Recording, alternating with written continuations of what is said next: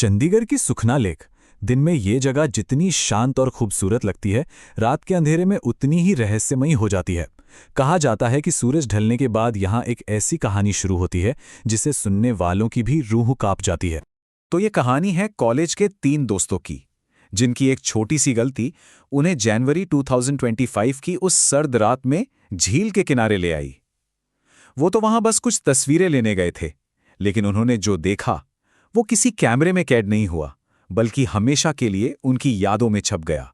देखिए, सब कुछ शुरू हुआ था एक बहुत ही मामूली से एडवेंचर के प्लान से। एक ऐसा प्लान जो उन्हें रोमांच की जगह जिंदगी भर के खौफ की तरफ ले जाने वाला था। तो इस कहानी के मेन किरदार है 3 दोस्त। पहला कबीर, जिसे हर चीज में थ्रिल और एडवेंचर चाहिए। दूसरा अर्जुन, जो अपने कैमरे से हर पल को कैद कर लेना चाहता था। और तीसरी नेहा, जो शायद आने वाले खतरे को पहले ही भांप चुकी थी। तो हमेशा की तरह कबीर के एडवेंचर के जुनून के आगे नेहा की समझदारी वाली हिचकिचाहट हार गई। उसे झील से जुड़ी अजीब कहानियों का डर तो था, लेकिन दोस्तों के आगे उसकी एक ना चली। प्लान सुनने में बड़ा सीधा साधा था। रात के 2:30 बजे दीवार फांदकर झील के अंदर जाना, कुछ तस्वीरें लेना और सुबह होने से पहले वापस आ जाना। पर उन्हें ये नहीं पता था कि वो झील के नियमों को ही नहीं, बल्कि किसी और दुनिया के नियमों को भी तोड़ रहे थे।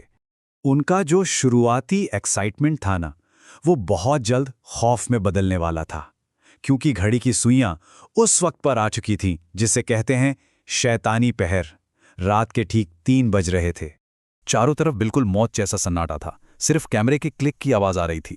वो एक लावारिस नाव पर बैठे थे। तभी शांत पानी में जोर से छपाक की आवाज आई। ये पहली आहट थी कि वो वहां अकेले नहीं थे।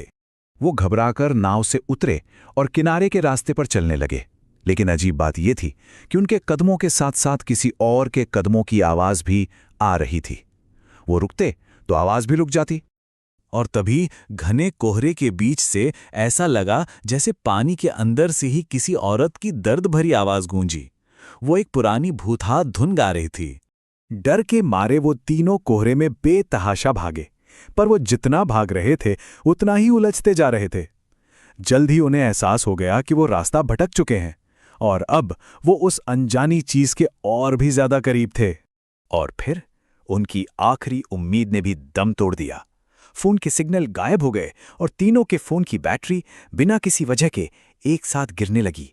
78 से 34, 82 से 29, मानो कोई अनदेखी ताकत उनकी सारी ऊर्जा खींच रही हो।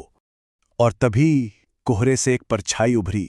पानी के किनारे एक लड़की खड़ी थी, सफेद कपड़ों में पूरी तरह भीगी हुई।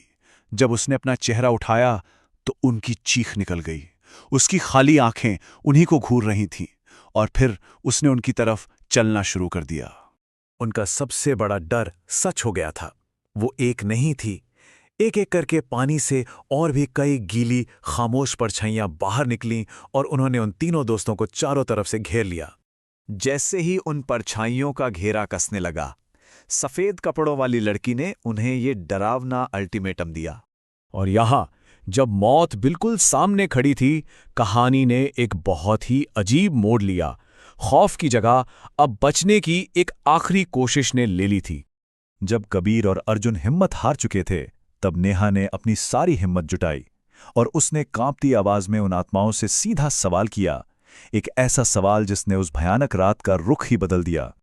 और तब उन आत्माओं ने अपनी दर्दनाक सच्चाई बताई। वो कोई शैतान नहीं, बल्कि हादसों और नजरअंदाजी का शिकार हुई भूली बिसरी आत्माएं थीं। ऐसी आत्माएं जिनकी कहानियां इसी झील की गहराई में कहीं दफन हो गई थीं। अपनी जान बचाने के लिए दोस्तों ने उन आत्माओं से एक सौदा किया कि वो उनकी कहानियों को दुनिया के सामने लाएंगे, लोगों को झील के खतरों के बारे में बताएंगे, ताकि कोई और उनकी तरह ना भुला दिया जाए।